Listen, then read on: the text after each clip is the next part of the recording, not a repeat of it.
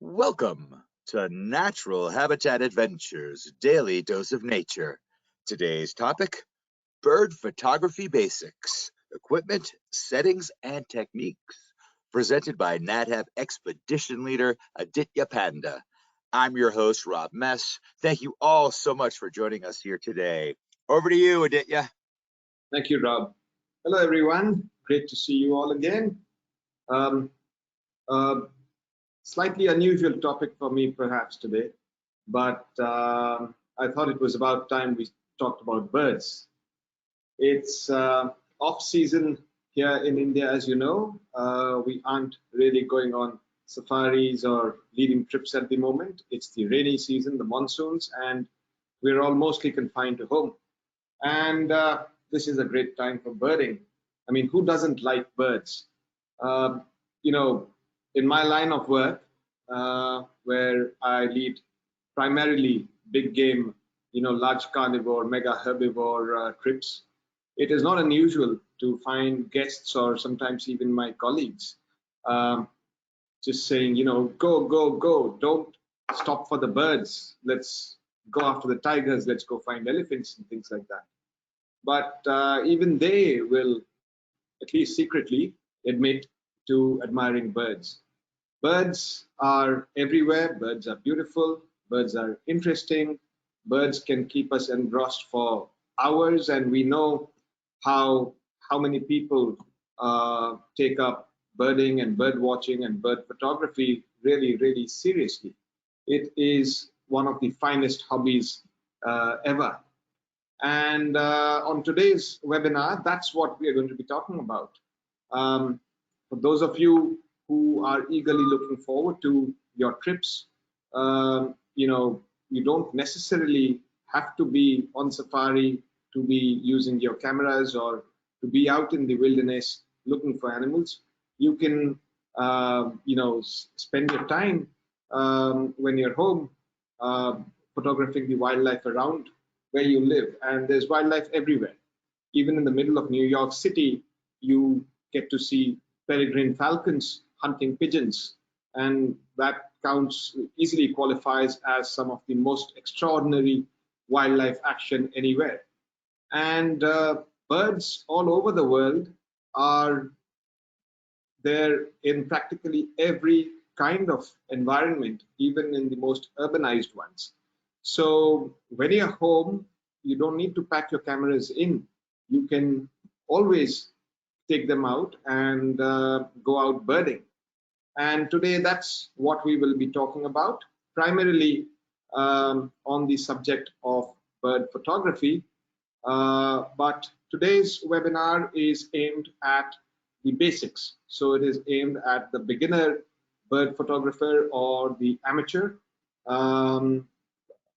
It's also going to be useful for seasoned amateurs or professionals as well. But the subject of today's webinar is primarily aimed towards the basics.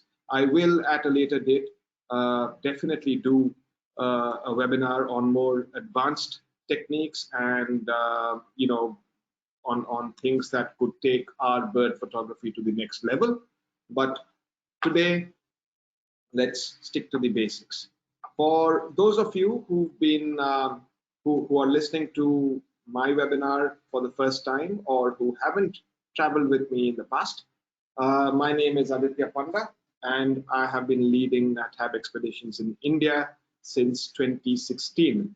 I primarily lead NatHab's tiger trips here in India, the Grand India Wildlife Adventure, India Tiger Quest, and India Tiger Safari, which is a photo pro expedition, are the trips that I lead most of the time. That apart, I also work in conservation in eastern central India, primarily in tiger and elephant landscapes. So let's get to the topic. Now,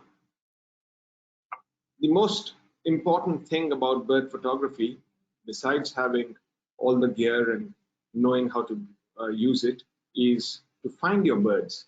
And finding birds can be, sometimes it can come across as a really tricky thing to do, but it's a great skill to master, and not as difficult as it sounds. I mean, we of course see all the common birds around the world, wherever we live, around our houses. We see pigeons, we see crows, we see sparrows, but you might be surprised at the kind of bird diversity that actually exists around whichever part of the world we live in, just around our neighborhoods. If only one takes the time and puts in the effort to actually try to find them. And that's a skill that you will increasingly be honing as you take up bird photography as a hobby, or even bird watching. So finding birds starts with finding the right location to find birds. And one thing that we sometimes do not keep in mind when looking for birds is that besides food, birds also need water to drink and to bathe in. And water bodies, or even a shallow dish of water out in your garden, can attract a lot of birds. And there are water bodies at a lot of places. These could be ponds, lakes, rivers, streams, or even marshy and swampy areas. And these areas usually attract a lot of water birds, waders, herons, cormorants, darters, storks, things like that, ducks. And they can be amazing places to have some really rewarding bird watching. I can't think of any water body that does not have any birds.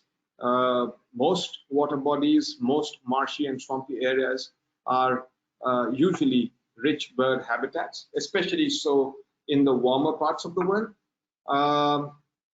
So if you have a pond or a lake, or anything of that sort around where you live, that's a great place to go start looking for birds. Also, farmland, even very intensively cultivated farmlands, are still really good bird habitats, because farms, especially farms where you grow things like corn and grain, wheat and rice and things like that, they in a way mimic natural grasslands and savannas, and attract a lot of birds that live in that type of habitat. Besides, in the US especially, you all have such vast prairies, so many large tracts of land which are covered with natural grassland, and these are also great places to go birding. Woodland habitats, forest habitats, of course, are great bird habitats. And city parks are also amazing bird habitats, because a lot of city parks are fairly well planted and mimic woodland habitats, and attract a lot of birds. Besides, in city parks, you have the advantage of the birds actually being fairly approachable, because they're so used to seeing people and dogs and kids walking about and playing around. So those are amazing places to look for birds. But also, your own garden, your own backyard can be an amazing little bird sanctuary, and you can do many things to turn your little piece of wilderness in your own backyard or garden to turn into a little bird reserve that attracts all the neighborhood birds. And I'll talk about how you can do that a little later. Besides finding the right location for the beginner birder, another great way to find great birding sites around where you live is to find other like-minded people. And one of the best ways to do that is to find bird watching clubs or bird photography clubs and groups. And there are usually a lot of Facebook, all of these clubs and groups usually have their own Facebook page or Instagram page, and that's a great way to get in touch with people around you who share your passion, and join them and find the best areas around you. Um, Once you found a good spot, a good location to go birding in, it's very important to get up early and be there early. You know, birds start their days early. They wake up with sunrise or just a little before sunrise. And the most active time for birds is early morning. The middle of the day, they get into the shade, activity dies down. From a photography point of view, in the middle of the day, the light is harsh and not great for photography. The second best time is in the late afternoon and early evening, just before sunset. But it really, really pays for a birder or a bird photographer to get up early and go out and be there at your birding location really early in the morning. I spoke about finding birder groups and bird photography groups around you. Another great way to do that is another great way to find birding locations around you is to use apps or websites like eBird, which is it's a very widely used app across the world by birders. It is a citizen sciences program where bird watchers from all over the world enter their local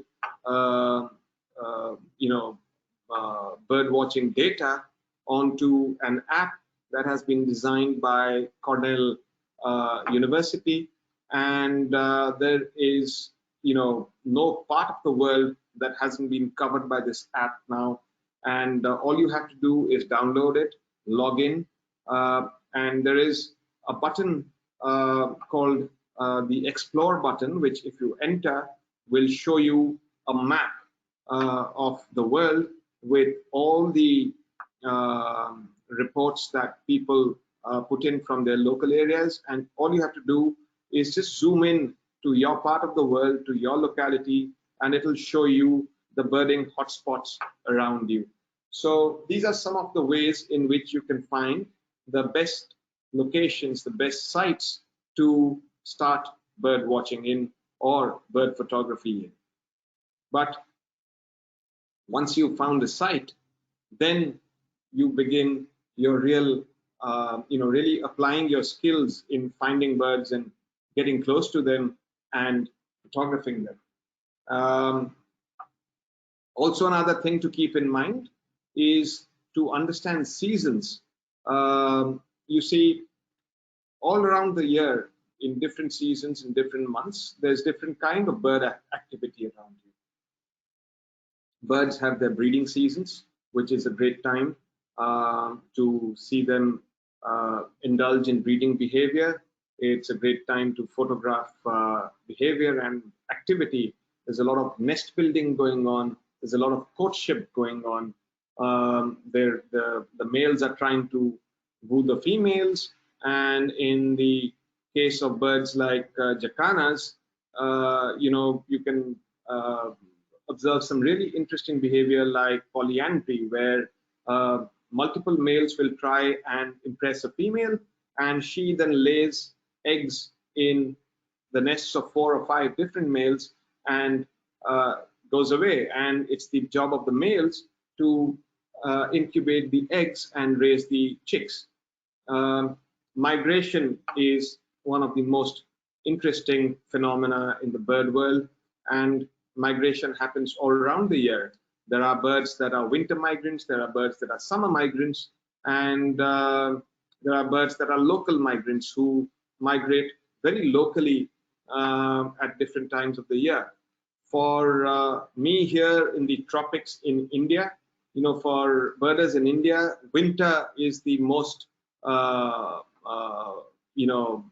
it's the most anticipated season. Everybody, all birders are just waiting for October to arrive so that they can start catching the winter migrants that come in from the Palearctic regions of the world, where it begins to freeze, and they come here to India, to warmer climates, and spend the whole of the winter here. For those of you living in the, the cooler parts of the world, summer might be the most anticipated season. So it's very important to try and understand bird migration, breeding seasons, in order to try and make the best of the time of the year you're going out birding in, and also to plan in advance what you would want to see, what you would want to photograph, and what you intend to watch in upcoming seasons. So it helps you do your homework, it helps you identify sites, it helps you have targets. For example, the picture on this slide is that of an Asian paradise flycatcher, and this is a male in its breeding plumage. The female is actually brown and does not have the beautiful long streaks from her tail. Only the male does, and the male has them in the breeding season, which is about 2 months in the summer. So if you want to photograph a bird like this, you have to wait for summer. You have to wait for those 2 months in summer when they get into their breeding displays and courtship displays, and start their nest building and become localized and are more approachable and perch in one place and let you take pictures. And that's something you cannot do no matter how much you want to or how well you know your birding sites. That's something you cannot do in any other season. So it's very useful to know these things, to understand these things, to study these things, and prepare accordingly.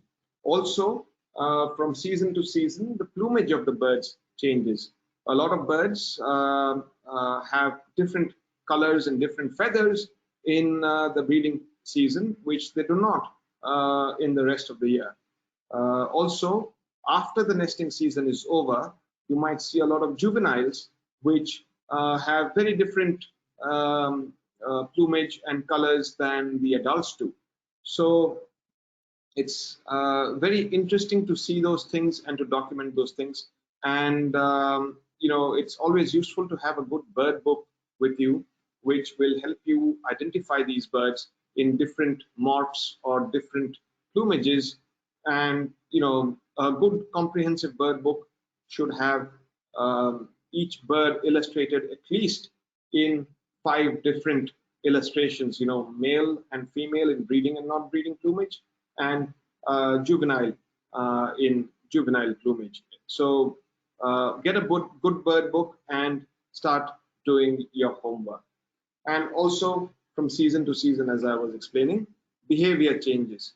So that's also something interesting to keep in mind and understand. To find birds, again, it's also very useful to train your ears and train your eyes. And a trained ear can pick up bird calls even in with a lot of peripheral noise. For those of us who guide in the wilderness, we develop trained ears and trained eyes over time, because we are constantly tracking animals. We are constantly in the wilderness. We are constantly listening for things, and we are constantly looking for things. A lot of our guests get impressed by how easily we can spot things, and by how easily we can pick up calls. But it's not magic. It's not any special abilities. It's not better ears or better eyes. It's just a trained ear and a trained eye. And it is something that anybody can develop at any age, and it's very, very useful in finding not just birds, but any wildlife, any animals that you're looking for. So try and learn bird calls. It's a great way to find birds, because birds might not always be visible, but you can hear them. This owl here, for example, is a bird that I located only because I could hear it calling. And you know how it is at night. At night, you cannot see birds if they're perched on a tree, unless you go specifically looking for them with a flashlight. But even then, you need to know where to shine your flashlight. In this case, I just heard the owl, and I shone my flashlight towards the sound, and I found it. And even for diurnal birds, especially little birds that tend to skulk in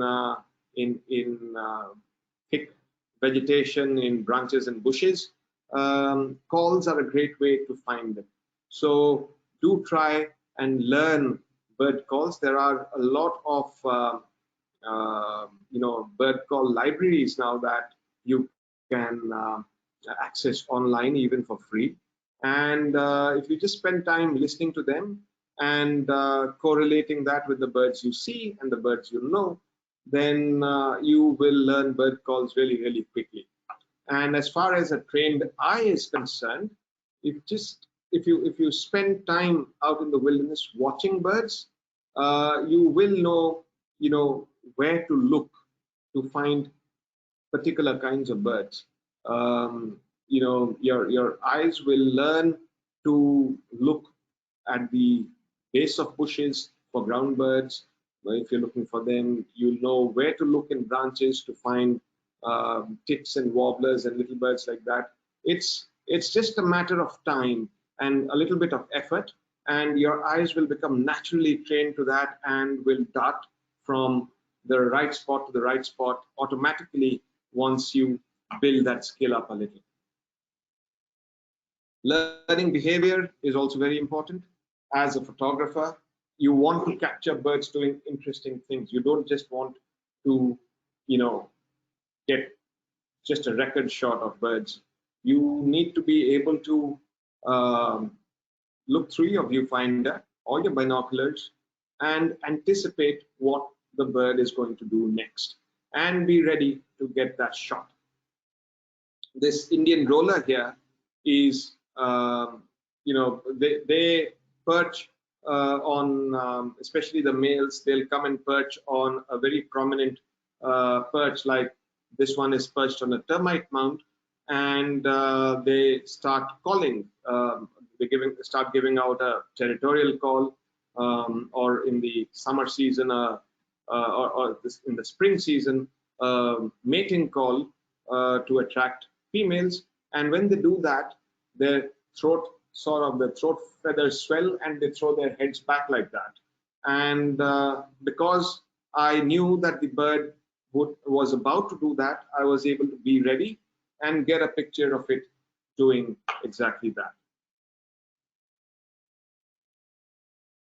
So as a photographer, once you're at the right location for birds, once you have learned how to find your birds, the next step is to try and get closer, as close as you can, without disturbing the bird, without flushing the bird. Because if you flush the bird away, then you do two things. Number one, you disrupt whatever the bird was doing. It might be feeding, it might be looking for a mate, it might be marking its territory, it might be doing anything. So if you flush it, that's unethical. You scare it away. And number two, after you've flushed your bird away, there's nothing left to photograph. So it's very important to get closer, but without, of course, harming your subject. And you might ask, why would you want to get closer if you use a mile-long super telephoto zoom lens? Well, even with the longest of long lenses, you still want to get as close as you can to your subject for various reasons. Number one, it gives you a lot more options to compose your picture in an interesting way. Number two, you get a lot more detail in your subject when you shoot it from much closer, because there might be so many factors playing in. There's atmospheric haze, there is heat, haze, all kinds of things that come into play when there is distance between you and your subject, even with the longest lens.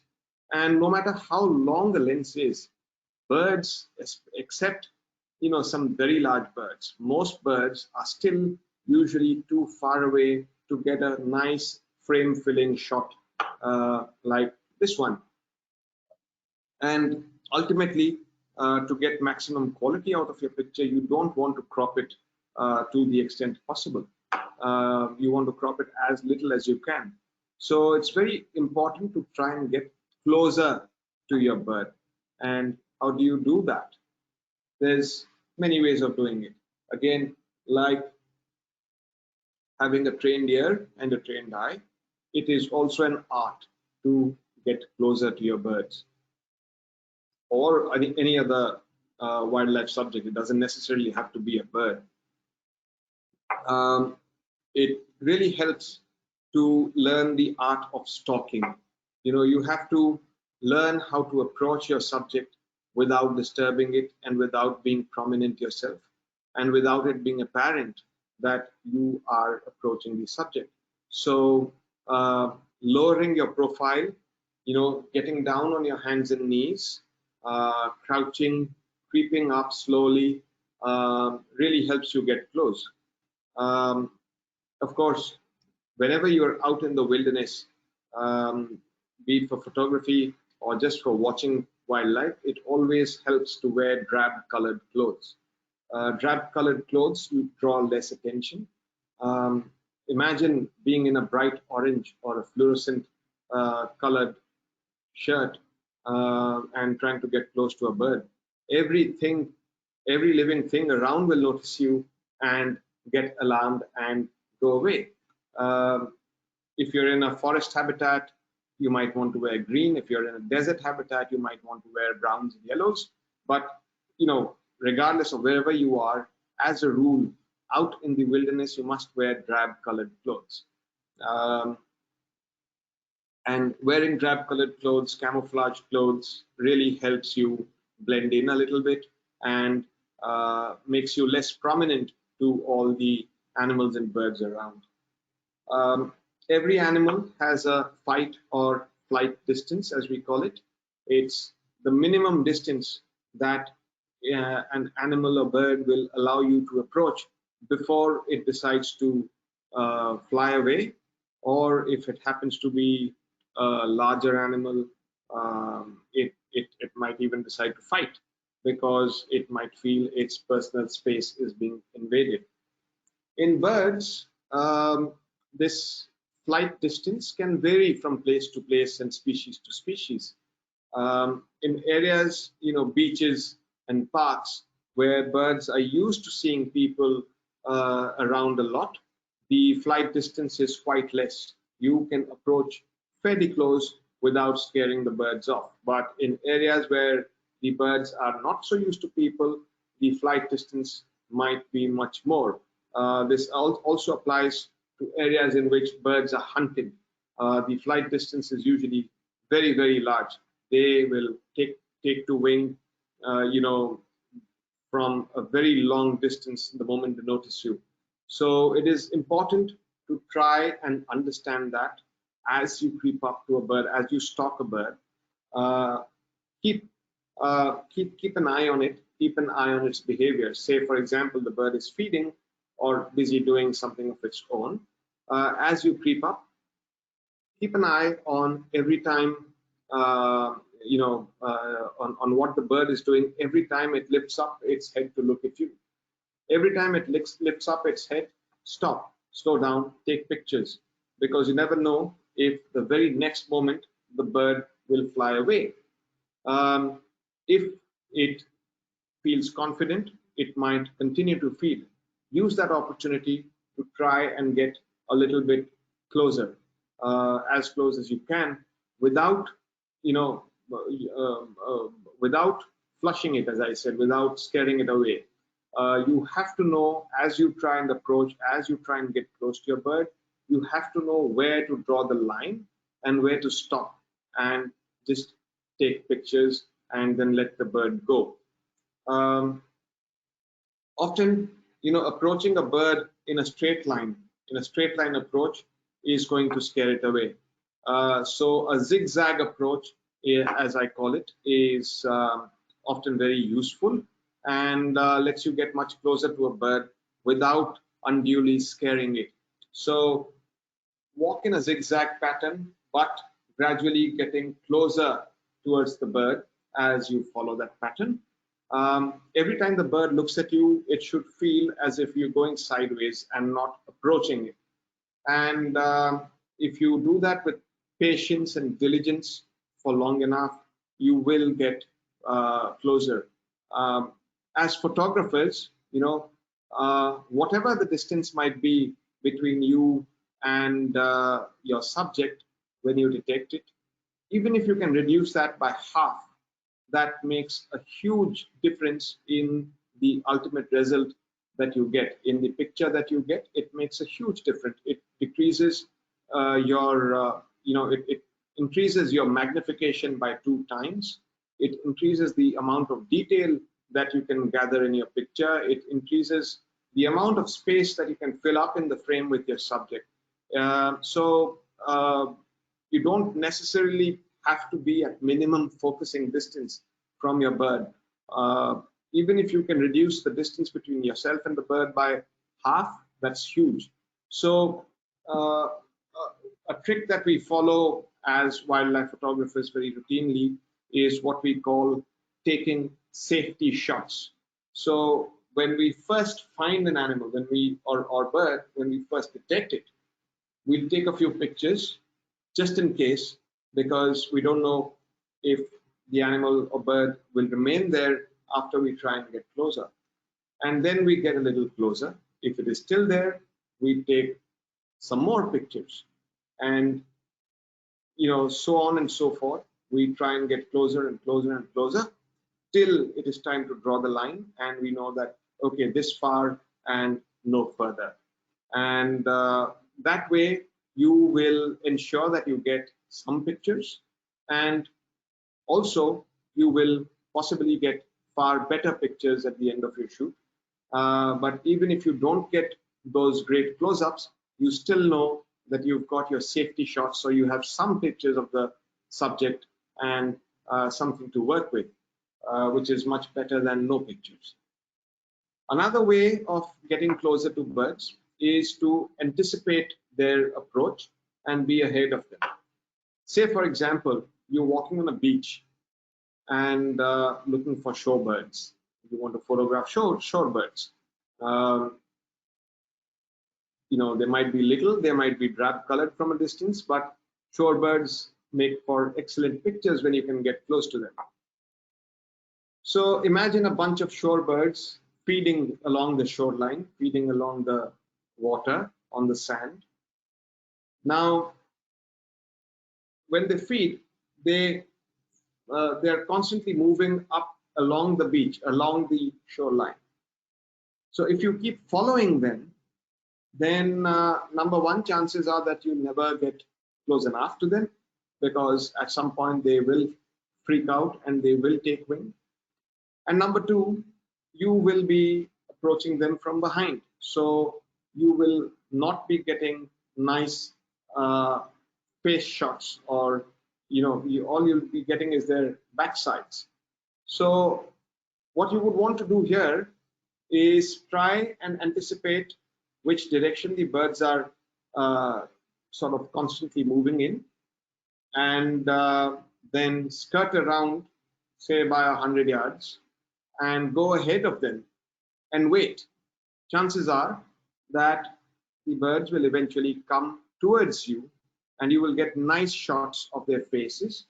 And if you lie in wait without moving, without disturbing them, eventually they might get really close to you before you might decide to move. So those are the basic techniques of trying to get closer to birds. But you don't always have to go close to birds. Sometimes you can also get birds close to you, and there are a few tricks on how to do that. The most common and most well-known way to do that is, of course, to have a bird feeder in your backyard or your garden, and that's a great way of drawing birds in. Um, you can also place perches around your feeder, or trough of water that you can put out for birds, and these perches can make very nice, you know uh, very nice compositional elements on which to photograph birds, because you don't want to photograph birds on feeders or on a bowl of water, because that's not going to look nice and natural, will it?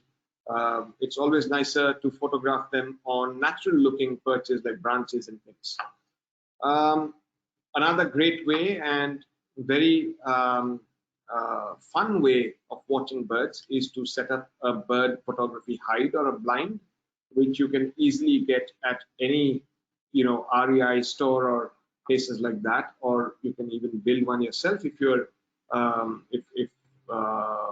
good at that sort of stuff, and sit and wait near a natural um sort of congregation area of birds, or in an area, especially on edges of different kinds of landscapes, like where woodland transitions into grassland or marshland, or at the edge of a marsh and a lake, or just near water, places like that. If you sit in a hide, you can spend all day waiting for birds, and the birds will not notice you, and you can get some great pictures from really close.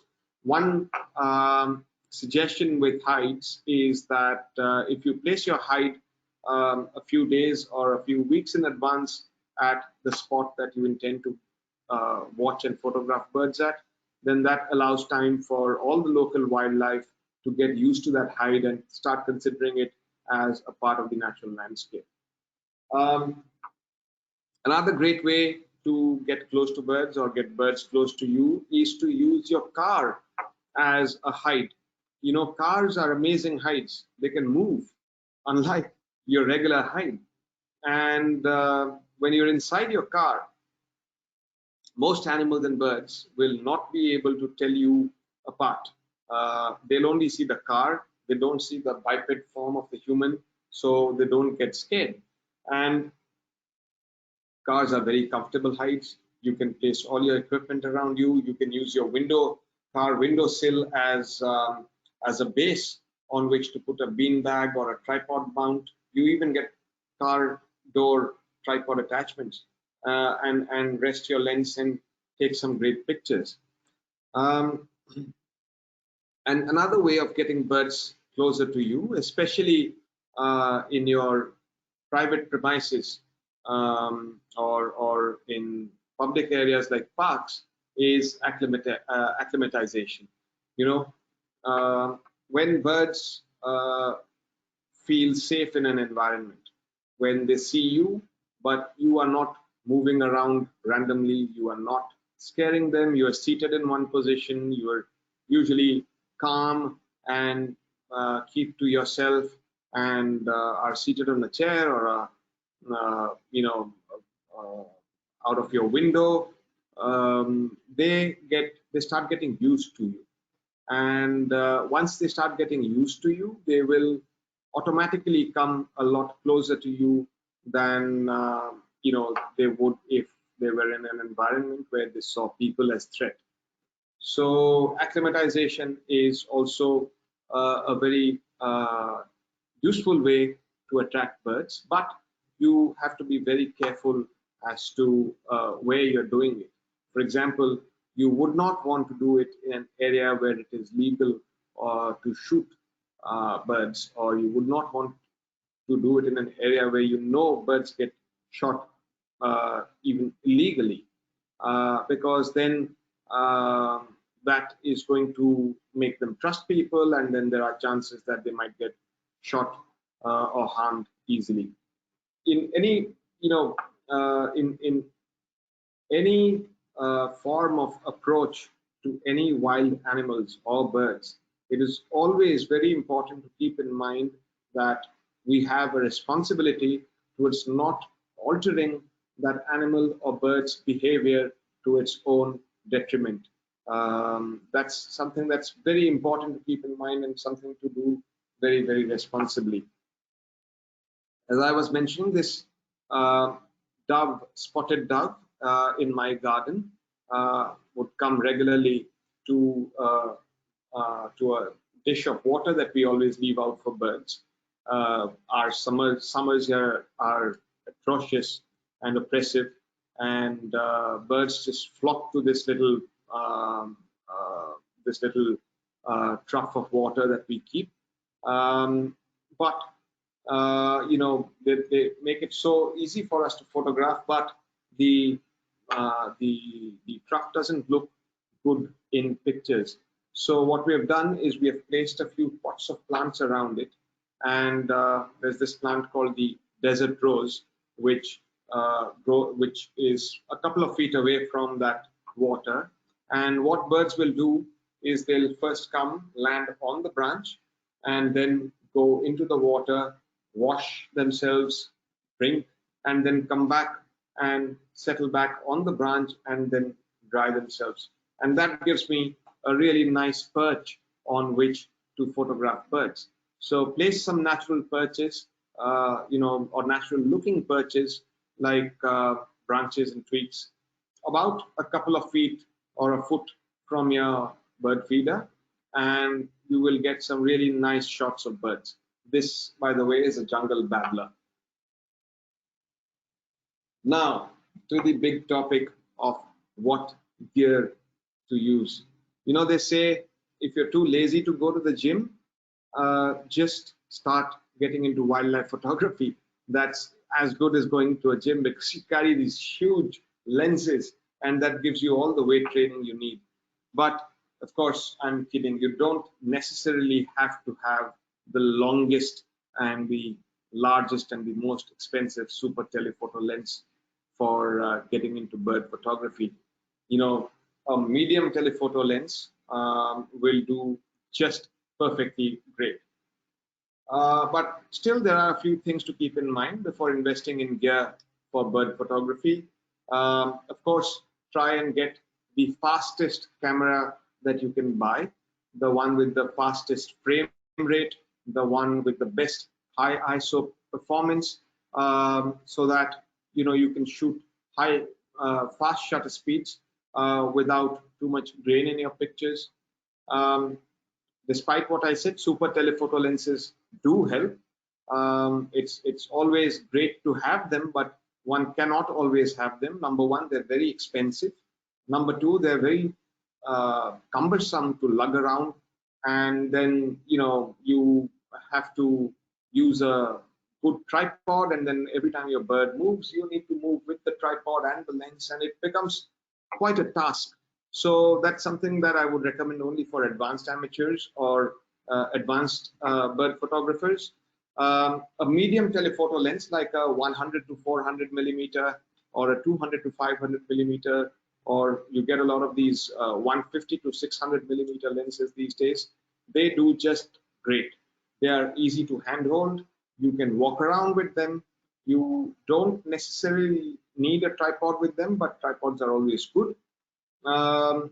So do invest in a good tripod. But a medium telephoto lens is great for bird photography because you can move it around really quickly. And for birds in flight, these are really ideal.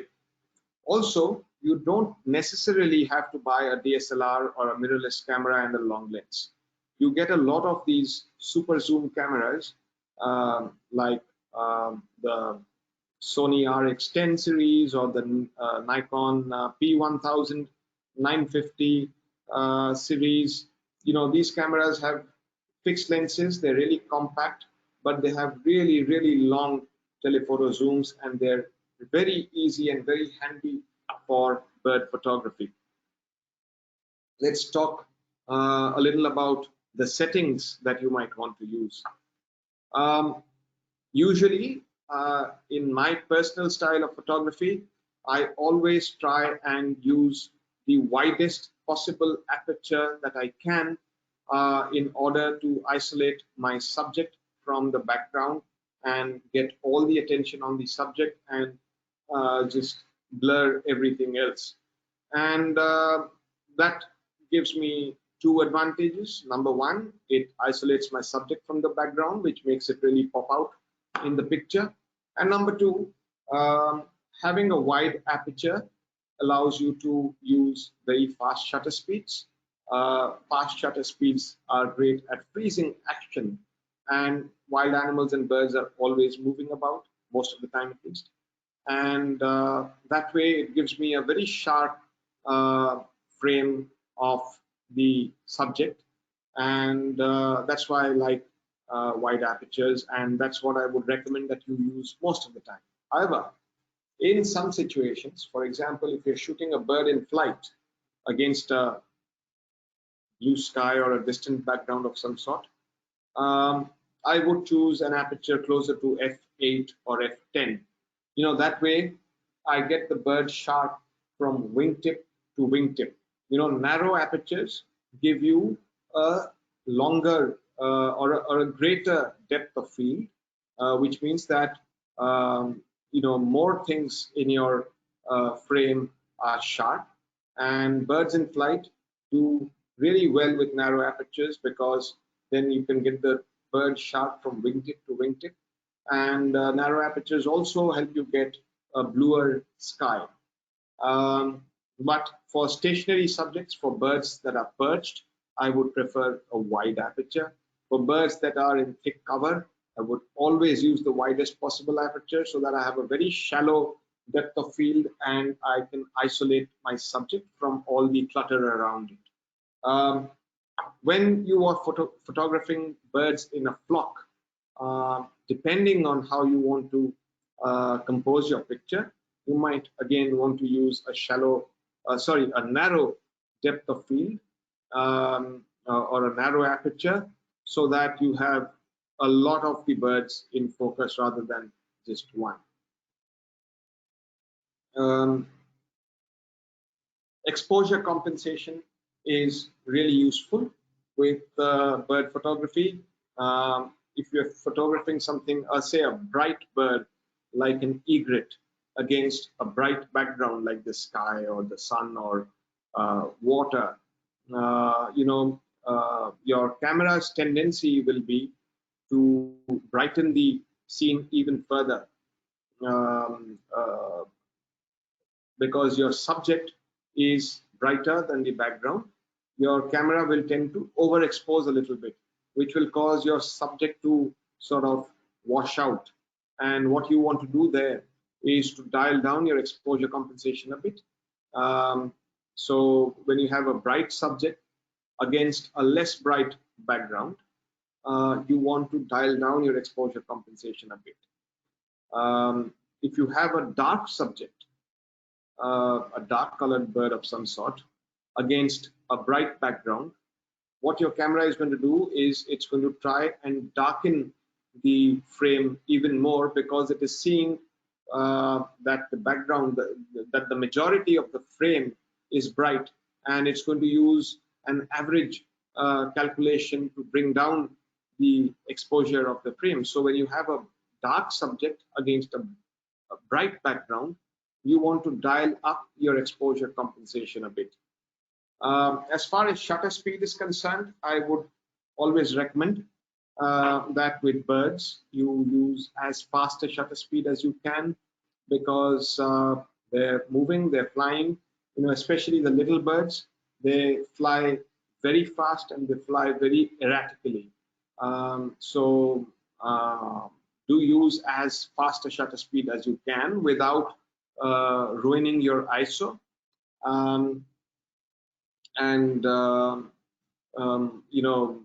With relatively larger birds like pelicans and geese and things, you can afford to use slower shutter speeds. Even if a bird is perched, you can afford to use slower shutter speeds. But even perched birds will do things like preening or feeding, which causes some amount of movement, and you want to get as sharp a picture as possible. I always leave my ISO in auto mode. One of the best settings to use when you're shooting birds is to leave your camera in manual mode, but your ISO in auto mode, so that you can enter a shutter speed and aperture of your choice, and the camera will balance out that exposure by adjusting the ISO. So the basics of camera settings to remember with any camera that is being set up for bird photography or wildlife photography in general is that your autofocus mode must be in AFC. That is what Nikon and Sony call it, which is continuous autofocus, where the camera continues focusing on the subject as it moves. The other option to that is autofocus single shot, where the camera focuses and locks focus, but if the subject moves, then the camera does not update that focus, and then your subject becomes out of focus. So for moving subjects, always use autofocus continuous or AFC mode. For Canon users, that's called the AF servo mode in your cameras. Shoot at as high a frame rate as you can. Some cameras do 20 frames per second, some do 30 frames per second, some do 10 frames per second. Whatever is the highest shooting rate, whatever is the highest frame rate of your camera, use that and you will freeze and lock action. There are also the choices to choose focus points, autofocus points on your camera screen, on your camera viewfinder. Usually what I shoot with wildlife is the single autofocus point, which is in the center, which I can also move around.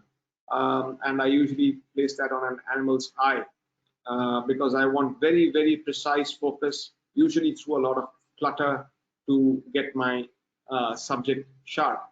So you can use that for stationary birds and stationary subjects.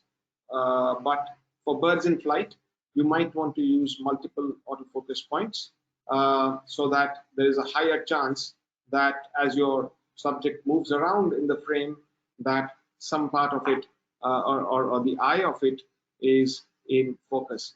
These days, with a lot of the new mirrorless cameras, you actually have bird eye autofocus and animal eye autofocus, and those are just amazing ways of keeping track of moving subjects. And I can't keep emphasizing this enough, but in all wildlife photos or people photos for that matter, if the eye is in focus, everything else is in focus enough. Always, always, always focus on the eye. So some basic shooting techniques to keep in mind. Of course, as I said, try and get as close as you can.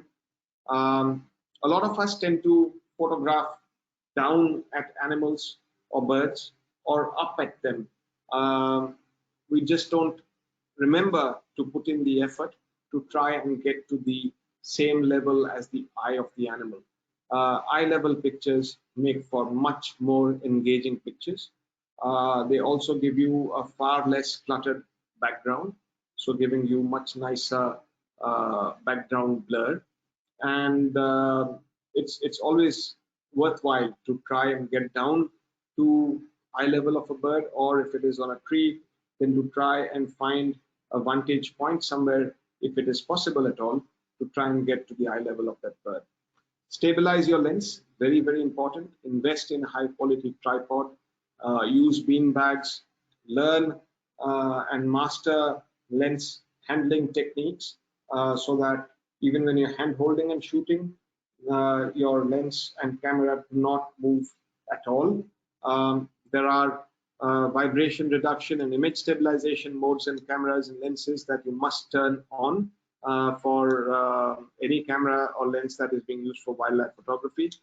And just to recap, as I said, use wide apertures for portraits, narrow apertures for birds in flight or for flocks. Anticipate behavior and action and be there in advance to try and capture that. And do not just shoot portraits. It's very tempting to start getting, it's addictive almost to try and get close and shoot close portraits of animals and birds. Don't just do that. Try and include the environment try and include the landscape in which it is.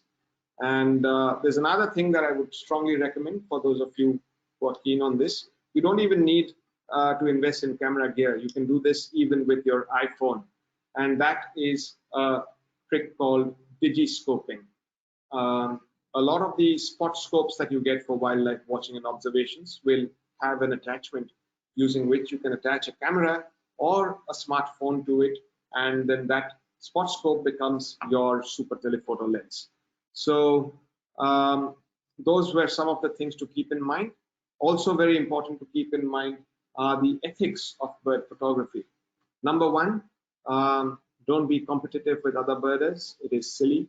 It doesn't achieve anything, and it only ruins your wildlife watching experience by turning, what is supposed to be a very relaxing, engaging pursuit into a pointless competition.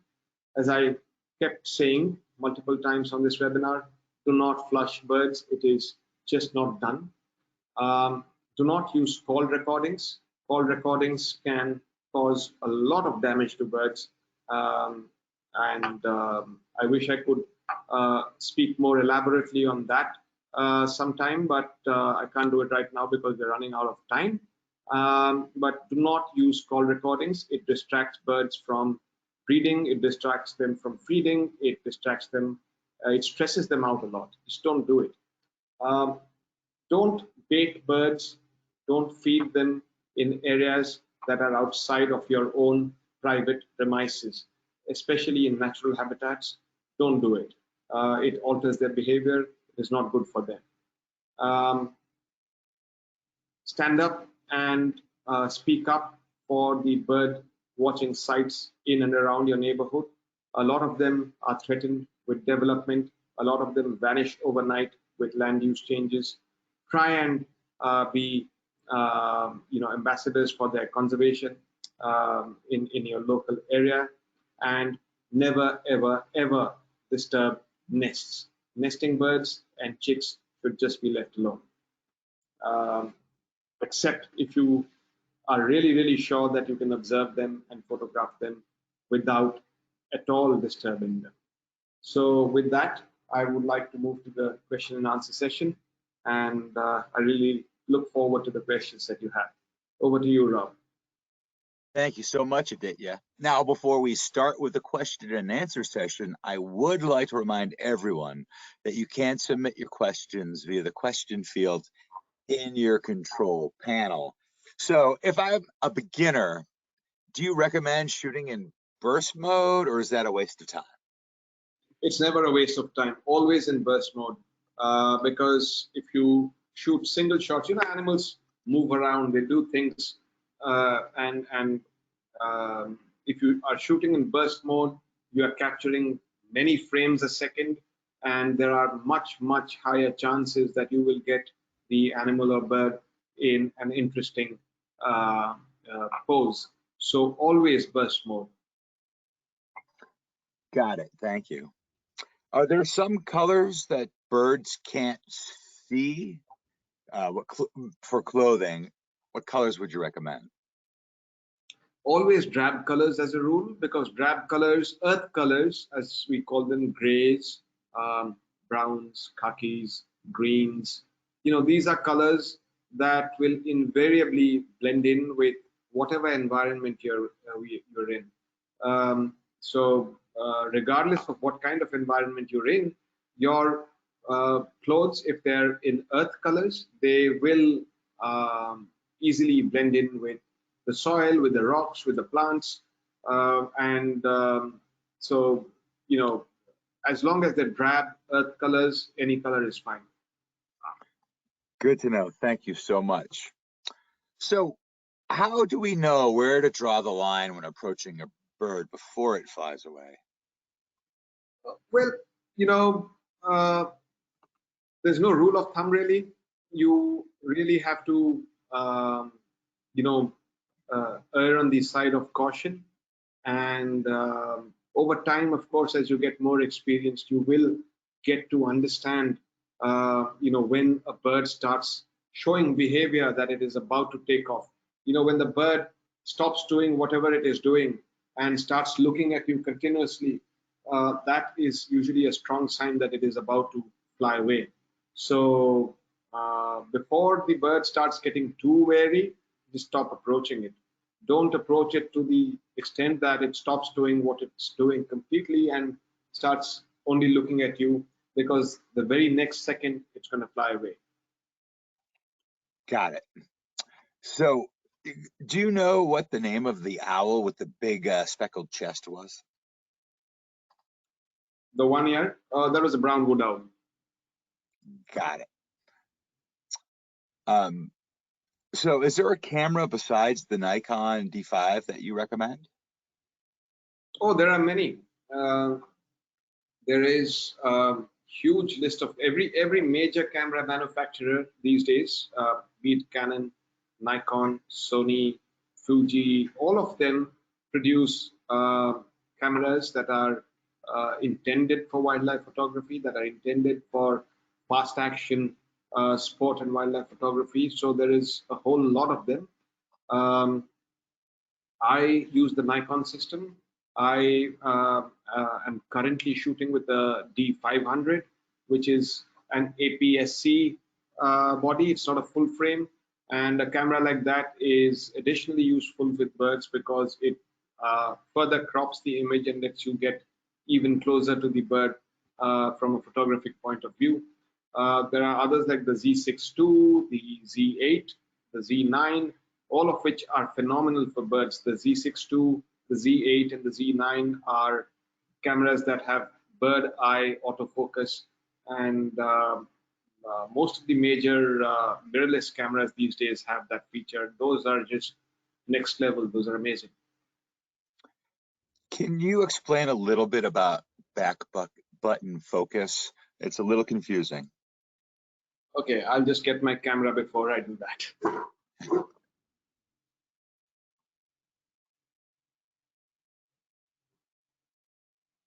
So here's my camera. Rob, you've got to tell me if you can see it. This is the shutter release button.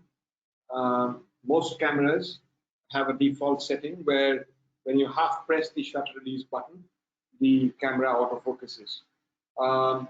But what I do is I use this button in the back. In many cameras, you have an autofocus button in the back, and in others, you can set up another button to play that role by going into the menu. So I use only this button to autofocus and disable the autofocus on the shutter release button. What that allows me to do is that once I have locked focus on a subject, I can move the camera around to get the composition I want, and then release the shutter. And as I release the shutter, it's not going to mess with the autofocus that I've already set with the back button. If the shutter release button is allowed to autofocus, then every time I move my camera around to recompose and I press the shutter, it's going to lose focus. So that's basically what the back button autofocus does in a very concise way. Great. Thank you for clarifying that. We could definitely see it. Well, unfortunately, that's going to be the last question that we do have time for today. So I'd like to throw it back to you for some closing comments. Thank you, Rob, and thank you, everyone. Clearly, there's been a lot of interest in birds and bird photography, and I would love to do more of these webinars. Thank you for taking your time. Enjoy the holiday, and I look forward to seeing you all soon. Aditya, thank you so much for taking the time to present for us today. And I'd also thank you. I'd like to thank everyone who tuned in today as well. Now, if you're interested in information on how you can travel with NatHab, please give us a call at the number on your screen, or you can send us an email at info@nathab.com. Our adventure specialists are happy to help you out. Join us Wednesday for our next Daily Dose of Nature. You can check out this week's lineup, including registration links, on our website at nathab.com/webinars. We did record today's presentation, and we will have the replay available on our website soon. With that, I will conclude the webinar. Goodbye, everybody. We'll see you next time.